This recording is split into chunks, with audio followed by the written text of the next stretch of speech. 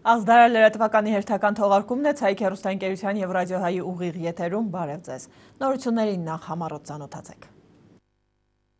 Գյումրիում հասարակական տրանսպորտի սպասարկման ոլորտը լի է թերացումներով։ Պատասխանատուները վստահեցնում են, առաջիկայում իրավիճակը կփոխվի։ Անվանի երաժիշտ երգահան Արա Գևորգյանը դեռ ընթացիկ տարվա ապրիլի 19-ին էր հայտարարել, որ Գյումրու թվով 2 երաժշտական դպրոցների կանոն է նվիրաբերելու։ Ժողգործիքների հանձնումը հասցեատերերին երգահանը վստահել էր Ցայք հեռուստառադիոընկերության տնօրինությանը։ Շիրակի մարզից կենգուրու 2013 թվականի հաղթող է ճանաչվել Պրոգրես համալսարանի հենակետային դպրոց վարժարանի 4-րդ դասարանի աշակերտ Սերյոժա Դանիելյանը։ Այսօր նրան պատվոգիր է հանձնվել։ Դինամո մարզական կազմակերպության հրաձգարանում ծառայողական և մարտական պատրաստականության շրջանակներում իրենց կարողություններն են դրսևորել ոստիկանության Գյումրու բաժնի օրենքի պահապանները։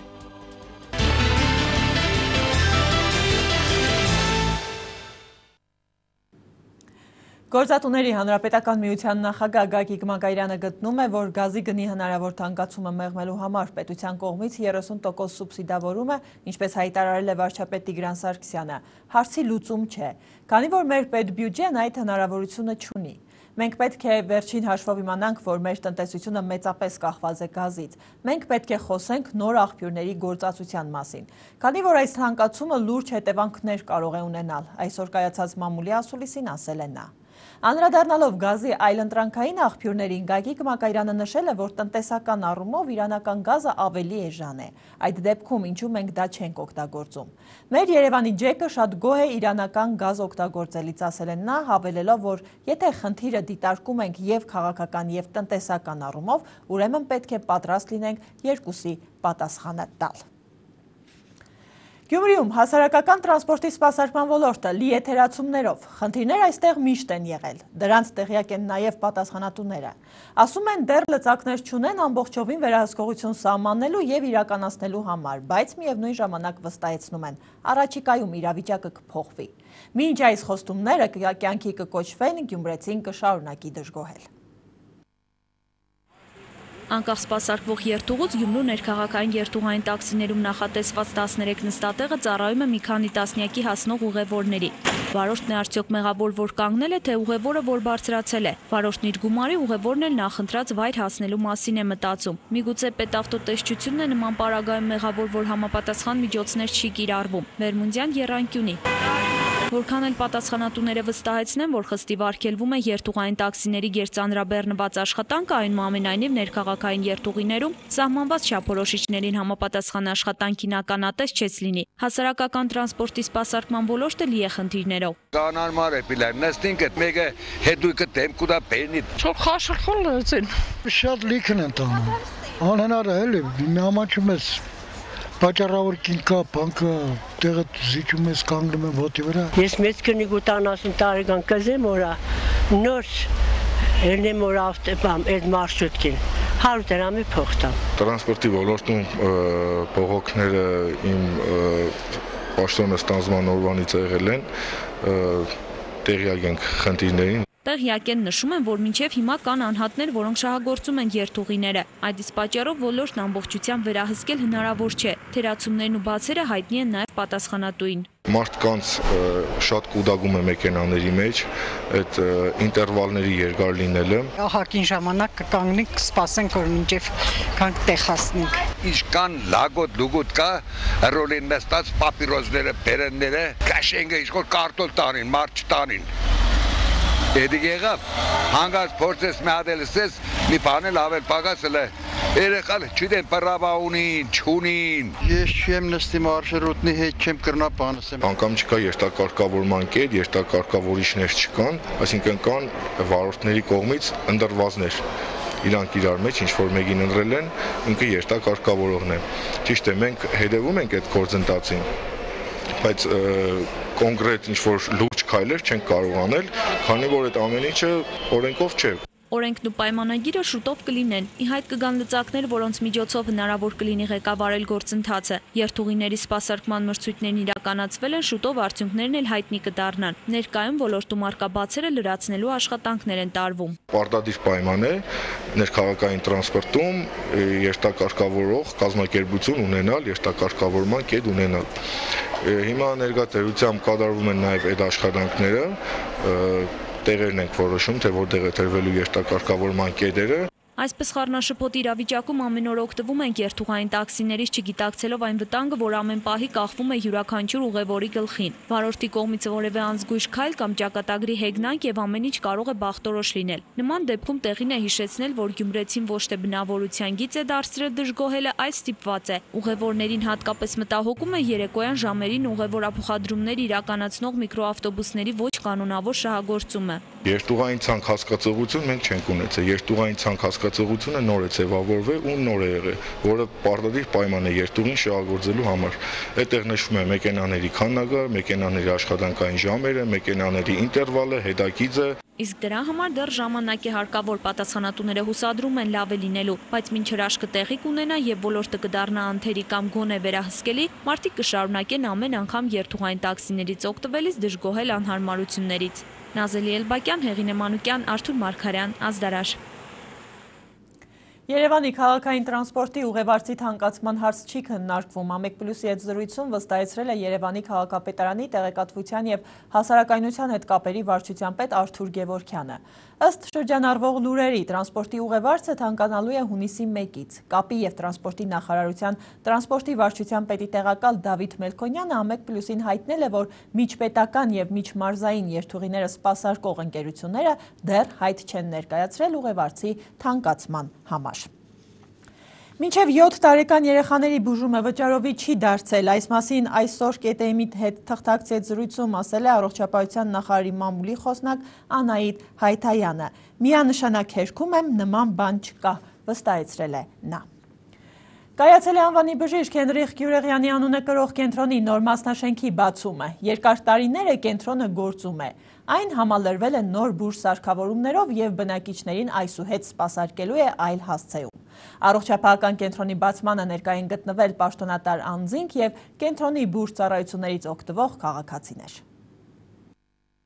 Գյումրու Վազգեն Սարգսյան փողոցում այսուհետ կգործի Հենրիխ Գյուրեղյանի անվան նյարդաբանական կենտրոնի նոր մասնաշենքը։ Նույն անվամբ կենտրոն քաղաքում գործել է դեռ 2010 թվականից։ 3 տարի շարունակ կենտրոնի աշխատակազմը բնակիչներին սպասարկել է մեկ այլ հասցեում։ Պայմանների բարելավմամբ նոր բժշկական տեխնիկա սարքավորումներով ու հմուտ բուժ անձնակազմով կենտրոնը կվերսկսի իր գործունեությունը արդեն նորաբաց մասնաշենքում։ Կենտրոնը ստացիոնար հիվանդանոց է, որտեղ ստացիոնար բուժօգնություն են ստանում մեր ողջ մարզի ազգաբնակությունը։ Ֆունկցիոնալ ախտորոշիչ հետազոտությունների անցկացում, ամբուլատոր հիվանդների խորհրդատվություն։ Մի խոսքով, այն ինչ որ վերաբերում է նյարդաբանությանը եւ նյարդային խնդիրներ ունեցող հիվանդներին, առանց շփոթելու չեմ ուզենա մեր ազգաբնակությունը, հոգեբուժությունը շփոթի նյարդաբանության հետ, իրենց լիարժեք բուժօգնությունը ստանալու են մեր կենտրոնում։ Երկար տարիներ բուժում կենտրոնի մասնագետների մոտ ստացել են ոչ միայն Գյումրու, այլ ողջ հանրապետության տարբեր քաղաքներից հիվանդներ։ Կենտրոնում չկա ոչ բուժ մասնագետի եւ ոչ էլ բուժ սարքավորումների խնդիր։ Գերհագեցած են նյարդաբանության բոլոր ճյուղերին համապատասխան անհրաժեշտ բոլոր սարքավորումներով, որոնք համապատասխանում են միջազգային չափանիշներին, եվրոպական ստանդարտներին, եւ մեր նորաբաց կենտրոնը մի առավելություն ունի հնի հետ, որ այստեղ այսուհետ գործելու է նաեւ ինտենսիվ թերապիայի պալատը, որը կոչված է ավելի ծանրագույն պաթոլոգիաներով տառապող հիվանդների բուժման ապաքինման համար։ Կենտրոնը իր հարկի տակ էր հյուրընկալել բազում պաշտոնատար անձանց, այդ թվում նաև Հայաստանի Հանրապետության առողջապահության փոխնախարար Վահան Պողոսյանին, Շիրակի մարզպետ Ֆելիքս Ցոլակյանին, Շիրակի մարզի առողջապահության վարչության պետ Հովհաննես Հովհաննիսյանին ու այլոց։ Ներկաներից շատերը հանդես եկան շնորհավորական խոսքով։ Որդի Գյուրեղյանի շուրջը հավաքվել է մի հիվանդների մի բանակ, որը ապահովելու է հետագայում նրա աշխատանքը եւ գործունեությունը։ Եվ դա լինելու է փոխադարձ։ Հիվանդները գալու են իրեն մոտ եւ նա ըստ հիվանդների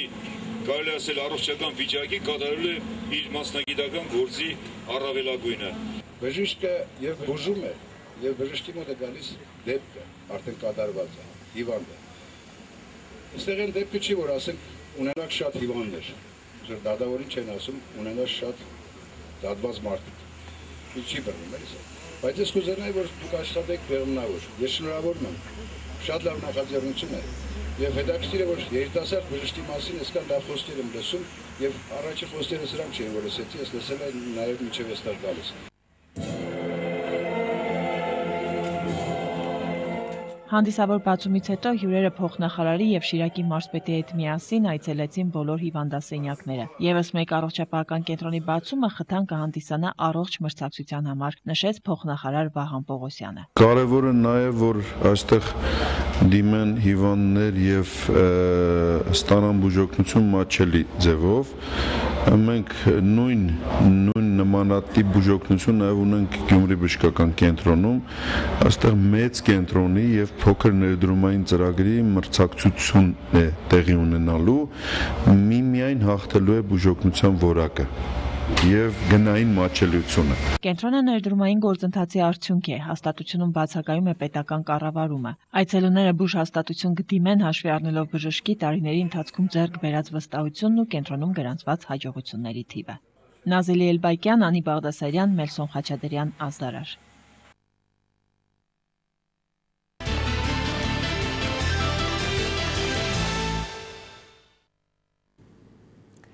Ռուբեն Հայրապետյանը ամեն ինչ կտար, որ հունիսի 17-ին ներկա լիներ իրենց ընտանեկան հարսնաքար ռեստորանում, երբ ծեծի հետևանքով մահացավ ռազմական բժիշկ Վահե Ավետյանը։ Եթե ես այնտեղ լինեի, նման բան չէր լինի։ Նրանք գիտեն, որ ես չեմ սիրում ցինիկություն, Երևանի Ավան եւ Նոր վարչական շրջանների ընդհանուր իրավասության դատարանում հայտարարել է Ռուբեն Հայրապետյանը։ Մայիսի 21-ին նա ինքնակամ ներկայացել էր դատարան իր նախաձեռնությամբ ցուցմունք տալու։ Անընդհատ շահարկվում էր, որ ես վախենում եմ դատարանից։ Դրա համար ներկայացել եմ։ Եթե կան հարցեր, հարգելի դատարան, խնդրում եմ տվեք, ասել է Ռուբեն Հայրապետյանը։ Նա դատարանին խնդրել է հիմք ընդունել նախաքննության ընթացքում տված ցուցմունքները։ Ռուբեն Հայրապետյանը նաև նշել է, որ ամբաստանյալներին ճանաչում է դեռ մանկուց եւ նրանք նման բան չէին կարող անել։ Պարոն Հայրապետյանը դատարանին վստահեցրել է, որ 6 ամբաստանյալներից եւ ոչ մեկը չի եղել իր թիկնապահը, միայն անհրաժեշտության դեպքում ուղեկցել են իրեն։ Հաջորդ թեմաների մասին Հայաստանի Հանրապետության արտգործնախարար Էդվարդ Նալբանդյանը մեկնել է Մեծ Բրիտանիա, որտեղ հանդիպում է ունեցել այս երկրի իր գործընկեր Ուիլյամ Հեյգի հետ։ Ողջունելով նախարար Նալբանդյանին, Ուիլյամ Հեյգն ասել է, որ 2 տարի առաջ Հայաստանի արտաքին գործերի նախարարի նախորդ այցից ի վեր երկկողմ հարաբերություններում դրական առաջընթաց է գրանցվել։ Զրուցակիցները մանրամասն քննարկել են տարածաշրջանային հակամարտությունների կարգավորման խնդիրները։ Էդվարդ Նալբանդյանը ներկայացրել է Ղարաբաղյան հիմնախնդրի խաղաղ հանգուցալուծման ուղղությամբ Հայաստանի եւ միջազգային հանրության կողմից ձեռնարկվող համատեղ ջանքերը, ընդգծելով, որ Ադրբեջանի կողմից համապատասխան քաղաքական կամքի եւ կառուցողականության դրսեւորման պարագայում հնարավոր կլինի առաջընթաց արձանագրել բանակցային գործընթացում։ Այս ենթատեքստում Մեծ Բրիտանիայի արտաքին գործերի քարտուղարը իր երկրի աջակցությունն է հայտնել Ղարաբաղյան հիմնախնդրի խաղաղ կարգավորման ուղղությամբ Մինսկի խմբի համանախագահների ջանքերին։ Ռուսաստանի արտաքին գործերի նախարար Սերգեյ Լավրովը Մոսկվայում հյուրընկալել է իր ադրբեջանցի գործընկերոջ Էլմար Մամեդյարովին։ Կողմերը անդրադարձել են Ղարաբաղյան հակամարտությանը։ Լավրովը հաստատել է, որ Մոսկվան մտադիր է հետագայում էլ նպաստել կողմերի համար փոխընդունելի լուծումների որոնմանը։ Մամեդյարովն հույս է հայտնել, որ Լեռնային Ղարաբաղի հարցի բանակցային փուլում առկա լճացումը կհաղթահարվի։ Հանդիպմանը նաև հայտարարել է, որ ԵԱԿ Մինսկի խմբի համանախագահների հերթական այցը Լեռնային Ղարաբաղ կկայանա մայիսի 22-ին։ Ուշագրավ է սակայն Լավրովի արած մեկ հայտարարություն։ Հայտարարելով, թե ստատուս քվոն անընդունելի է, Ռուսաստանի արտգործնախարարը մասնավորապես նշել է. Ստատուս քվոն նշանակում է ոչ միայն ադրբեջանական տարածքների վերադարձման հարցի առկախում, այլ նաև Հայաստանի տնտեսական շրջափակում։ Հանդիպման ընթացքում արծարծվել են նաև այլ թեմաներ։ Ռուսական տարածքով ադրբեջանական նավթի տարանցման պայմանագիրը կասեցնելուց 16 օր անց Մոսկվան մտափոխվել է։ Լավրովը հայտնել է, որ կողմերը պատրաստում են Բաքու-Նովորոսիսկ նավթատարի վերաբերյալ նոր համաձայնագիր։ Երևանում մայիսի վերջին տեղի կունենա թուրք գրող Էլիֆ Շաֆակի Ստամբուլի ընկեցիկ գրքի հայերեն թարգմանության շնորհանդեսը։ Թարգմանության հեղինակ Մարո Մադոյան Ալաջաջյանի խոսքով սա գեղարվեստական բարձրարժեք գործ է, որը ներկայացնում է ցեղասպանությունից փրկված հայերի թոռների պատմությունը։ Վեպը հիմնականում խոսում է ցեղասպանության հետևանքների մասին։ Այս գրքից հետո Էլիֆ Շաֆիկին մեղադրանք է ներկայացվել ազգային ինքնությունը վիրավորելու համար ազատազրկում նախատեսվող տխրահռչակ 301 հոդվածով, բայց դատարանը արդարացրել է նրան, քանի որ ցեղասպանություն բառը արտասանել է գեղարվեստական հերոսը։ Ի դեպ Էլիֆ Շաֆակը Թուրքիայում ամենաընթերցվող կին գրողն է։ Ֆրանսիայում ընթացող հեղինակավոր Կաննի կինոփառատոնի շրջանակներում ռուսական տաղավարում կայացել է 4 ֆիլմի սցենարի նախագծերի շնորհանդես։ Դրանք նկարահանվելու են տարբեր երկրների աջակցությամբ։ Միացյալ Նահանգներում բնակվող հայ ազգի Ջեվ Գալուսյանի գրած սցենարի հիման վրա կնկարահանվի Ֆլորիստ ֆիլմը։ Ֆիլմի հիմքում ընկած է Լեռնային Ղարաբաղում բնակվող հայ ազգի Վարդանի պատմությունը։ Բայց Հայաստանի եւ Ադրբեջանի միջև սկսված պատերազմը տակնու վրա է անում 60-ամյա Վարդանի ողջ կյանքը։ Ֆիլմը կնկարահանի ռուսաստանցի ռեժիսոր Մարիա Սահակյանը։ Ամերիկյան Օքլահոմա նահանգում գրանցված պտտահողմի զոհերի թիվը հասել է 91-ի։ Տարերային աղետը հիմնականում վնասներ է հասցրել Մուր քաղաքում, որը գտնվում է նահանգի կենտրոնից ոչ շատ հեռու։ Հիվանդանոց է տեղափոխվել ավելի քան 230 մարդ, նրանցից 45-ը երեխաներ։ Ավերվել են բազմաթիվ բնակելի շենքեր, խաթարված է էլեկտրաէներգիայի մատակարարումը, արմատախիլ են եղել ծառեր։ Նախնական տվյալներով էպիկենտրոնում պտտահողմի արագությունը հասել է ժամում 320 կիլոմետրի։ Իշխանությունները կարծում են, որ բնական աղետի զոհերի թիվը կաճի, շարունակվում են փրկարարական աշխատանքները։ Միացյալ Նահանգների նախագահ Բարակ Օբաման օգնություն է խոստացել տուժածներին։ Նա Օքլահոմա նահանգն աղետի գոտի է հայտարարել։ Օքլահոմա նահանգում տեղի ունեցած պտտահողմի ավերածությունների կապակցությամբ Ամերիկայի Միացյալ Նահանգների նախագահ Բարակ Օբամային ցավակցական հեռագիր է հղել Հայաստանի Հանրապետության նախագահ Սերժ Սարգսյանը։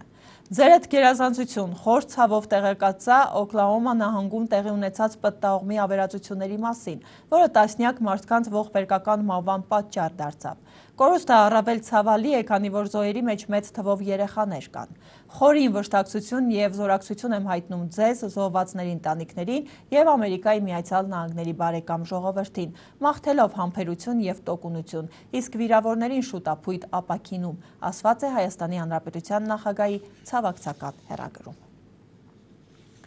Իրաքում ընդամենը 1 օրում իրականացված ահաբեկչական գործողությունների հետևանքով զոհվել է 95 մարդ։ Ամենաշատ պայթյունները որոտացել են մայրաքաղաք Բաղդադում։ Բաղդադում միայն մայիսի 20-ին գործել է 10 ռումբ, որոնք դրված են եղել ավտոմեքենաների մեջ։ Այդ պայթյունների հետևանքով զոհվել էր 48 մարդ, վիրավորվել ավելի քան 150-ը։ Եվս 2 պայթյուն է որոտացել երկրի հարավում գտնվող Բասրա քաղաքում։ Բոլոր թվարկված ահաբեկչությունները իրականացվել են հիմնականում շիա բնակ թաղամասերում։ Կատարվածի համար դեռ ոչ մի կազմակերպություն իր վրա պատասխանատվություն չի ստանձնել, սակայն France Press-ը նշում է, որ ահաբեկչությունների ծավալները թույլ են տալիս ենթադրել, որ դրանց հետևում կանգնած են սուննի ծայրահեղական խմբավորումները, մասնավորապես Ալ-Ղաիդայի իրաքյան թևը։ Նշենք, որ պայթյուններ են որոտացել նաև երկրի սուննիական շրջաններում։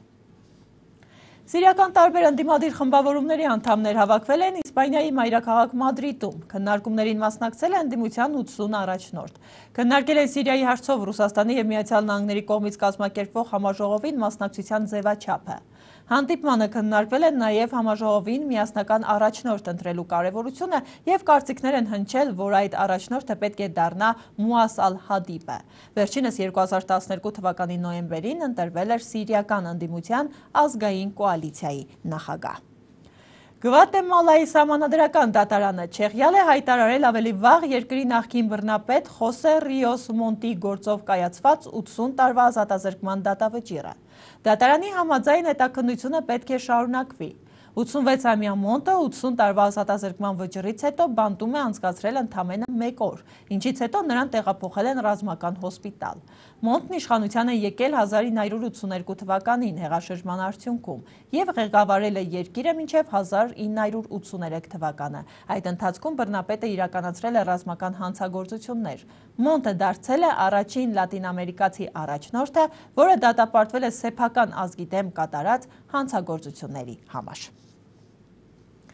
Գերմանիայում 74 տարեկանում մահացել է Վդորս խմբի հիմնադիրներից Ռեյ Մանզարեկը, երաժիշտը տառապում էր քաղցկեղով։ Խումբը ստեղծվել է Լոս Անջելեսում 1965 թվականին վոկալիստ Ջիմ Մորիսոնի, ստեղնաշար Մանզարեկի, գիտար Ռոբի Կրիգերի և թմբկահար Ջոն Դենսմորի կողմից։ Խումբը թողարկել է 9 ստուդիական ալբոմ, որոնցից 3-ը երկրպագուները կարողացել են ունկնդրել արդեն Մորիսոնի մահից հետո։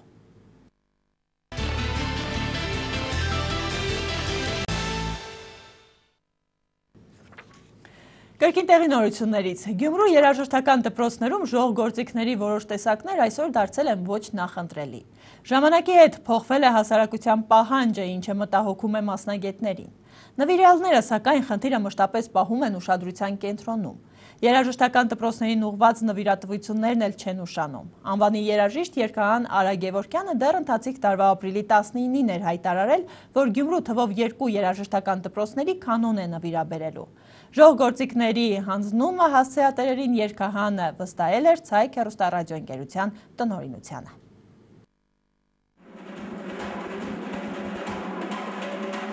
Երաժշտական դպրոցների նկատմամբ հետաքրքրությունը որոշակիորեն աճել է։ Մասնավորապես դաշնամուրային բաժնում աշակերտների համալրում կա։ Փոխարենը ժողգործիքների որոշ տեսակների նկատմամբ հետաքրքրությունը կամաց մարում է։ Գյումրու թիվ 5 երաժշտական դպրոցում չկա քամանչայի, ուդի, թառի դասարաններ։ Իմ դպրոցում ես չունեմ այդպիսի գործիքները, որովհետև ես միշտ ուզեցել եմ, կանչել եմ, համոզել եմ երեխաներին, թե ծնողներին, որ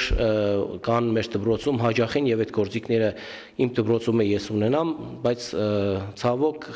1-2 ամիս գալուց հետո հրաժարվել են։ Ժողգործիքների բաժնում սովորելն անվճար է, սակայն դիմողների, հետևաբար ընդունվողների թիվն է պակաս։ Եթե պետպատվերի շրջանակներում սահմանված տեղերի քանակը լրանում է, ապա շատ աշակերտներ դիմում են այլ բաժին։ Նման պարագայում անվճար ուսանելու սկզբունքը վերանում է։ Երեխաները, ովքեր որ սովորում էին մեզ մոտ վճարովի ուսման հիմունքների համար, ազատվեցին նախարարության տված ենթակայության տակ գտնվող ֆինանսավորումով ազատվեցին երեխաները ուսման վարձերից, բայց ասեմ, այսպեսի մի բան կա, որ տվյալ երեխաներին, որոնց ազատում ենք, դրանք պետք է լինեն ավելի բարձրորակ մասնագետներ, երեխաներ, որոնք որ պետք է մենք ազատենք իրենց ուսման վարձերից։ Մի քանի անգամ թիվ 5 երաժշտական դպրոցի տնօրենը բազում առիթներով քարոզել է կանոն, թար, քամանչա, 8 տեսակի ժողգործիքների կարևորությունը, բայց Շերամ Ջիվանի սիրող գյումրեցին հետաքրքրություն չի ցուցաբերում այս գործիքների նկատմամբ։ Շատերը նախընտրում են այլ բաժիններ, այդ թվում դհոլ, դուդուկ, դաշնամուր։ Մեր դպրոցի աշակերտներով ես հանդես եմ եկել համերգներով, որ այնտեղ ռոպագանդիկ գործիքները եւ միշտ ելույթ եմ ունեցի եւ ասել եմ Եվ հիմա էլ կոչ եմ անում, ասում եմ, որ պետք է կան երեխաներ ոչ թե միայն դուդուկի կանոնի, այլ կան այնտեղ թար, քյամանչա, սաս, սանտուր, ուդ գործիքը,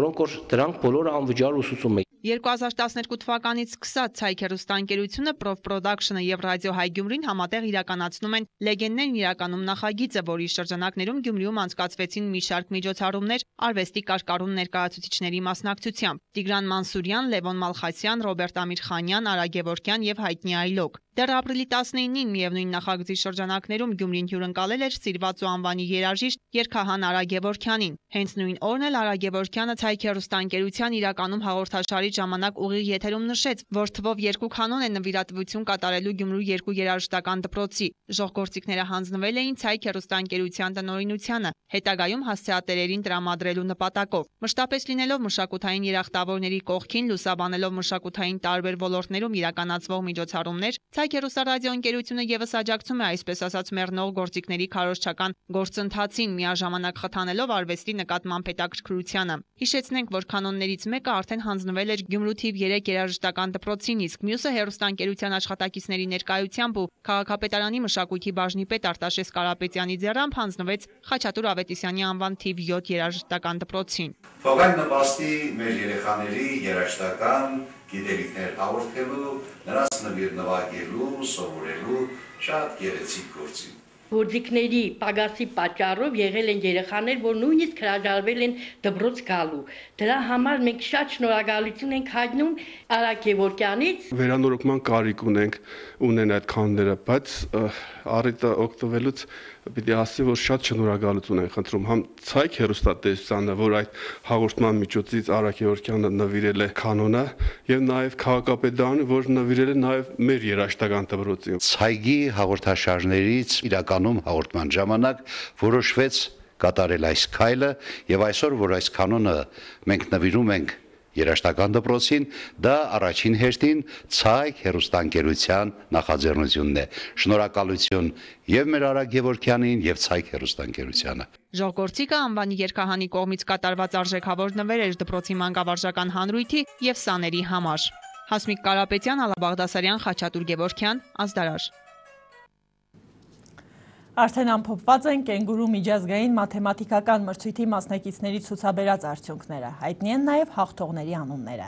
Շիրակի մարզից կենգուրու 2013-ի հաղթող է ճանաչվել Պրոգրես համալսարանի հենակետային դպրոց վարժարանի 4-րդ դասարանի սան Սերյոժա Դանիելյանը։ Նշենք, որ ամենամյա մրցույթի պաշտոնական կազմակերպիչը ԱԻՊ կրթական հիմնադրամն է։ Հաղթողներից մեկը Շիրակի մարզից է և այսօր գտնվում է այստեղ, ասեմ ավելի, ինքը անցյալ տարի է հաղթել, Արի Սերյոժա Մենք իրա հետ արդեն ենք երազել ենք, որովհետև ամեն անգամ գնում ենք չարչարում ենք այս երեխային, խնդիրներ ենք տալիս, ինչ հաց տալիս ենք պատասխանում ենք։ Ուղղակի փայլուն երեխա է, շատ լավն է, ու մենք իրար շատ սիրեցինք։ Նախորդ տարի 96-ից 93, այս տարի 96-ից 91 միավոր։ Նման բարձր առաջադիմությամբ մրցույթն հաղթահարած գյումրեցի դպրոցականն այսօր շրջապատի պարծանքն է։ Հանրապետության 4 հաղթողներից մեկն է Սերյոժա Դանիելյանը։ Նա Պրոգրես համալսարանի հենակետային դպրոց վարժարանի սան է։ Մի քանի տարի անց 9-ամյա Սերյոժա Դանիելյանը հնարավորություն կունենա մասնակցել միջազգային ճամբարի։ Նա բավականին լավ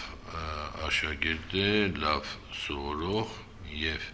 հետևողական աշխատանք կա նրա հանդեպ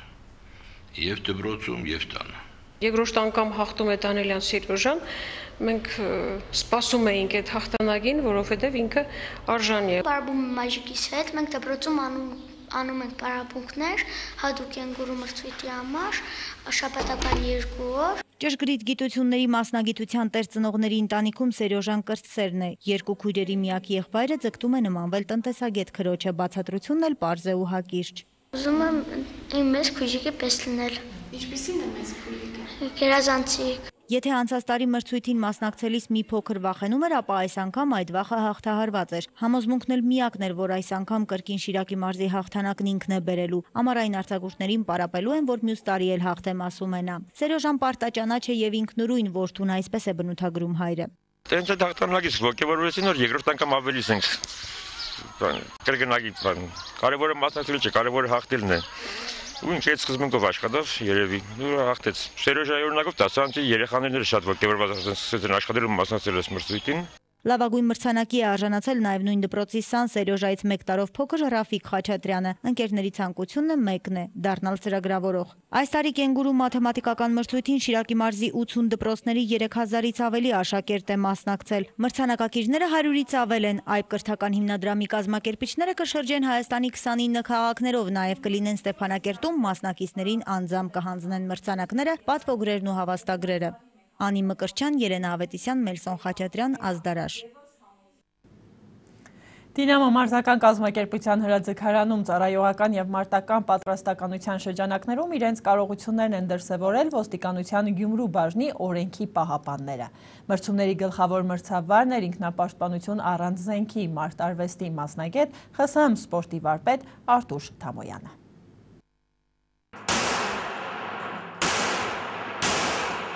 Տարվա ընթացքում արդավազն 3-ից 4 անգամ ոստիկանության համակարգի յուրաքանչյուր ծառայող իր ունակություններն է դրսևորում Դինամո մարզական կազմակերպության հրաձգարանում։ Սա համարվում է մարտական ու ծառայողական պարտականություն օրենքի պահապանների համար։ Տեղեկացանք, որ տարբեր ժամերի 179 ոստիկաններ Գյումրու բաժնի ղեկավարությամբ պետք է կրակեին Մակարով տիպի ատրճանակից 9 մմ տրամաչափի փամփուշտներով։ Թիրախն ընտրված էր 30 մետր հեռավորությամբ։ Ոստիկանության Գյումրու բաժնի ծառայության գծով պետի տեղակալ Աշոտ Վարդանյանը նշեց, որ տարի բարելավում են իրենց համակարգի ոստիկանների ցուցանիշները։